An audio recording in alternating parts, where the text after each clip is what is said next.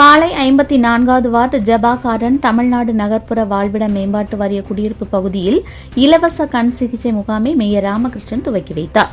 நெல்லை மாநகராட்சி 54வது வார்டுக்குட்பட்ட பாளை ஜபா கார்டன் தமிழ்நாடு நகர்ப்புற வாழ்விட மேம்பாட்டு வாரிய குடியிருப்பு பகுதியில் இலவச கண் சிகிச்சை முகாம் நடைபெற்றது.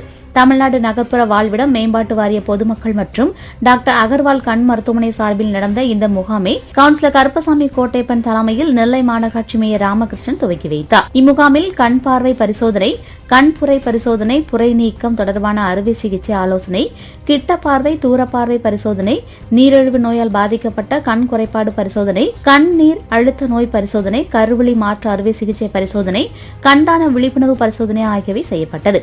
அத்துடன் முகாமில் பங்கேற்றவர்களுக்கு சலுகை கட்டணத்தில் கண் கண்ணாடி மற்றும் பரிசோதனை வழங்கவும் நடவடிக்கை எடுக்கப்பட்டது. ஜபா கார்டன் திட்ட பகுதியைச் சேர்ந்த வேல்முருகன் வரவேற்றார்.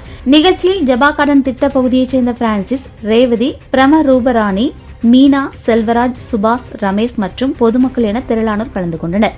12வது வார்டு செயலாளர் மேகை செல்வம் நன்றி கூறினார்.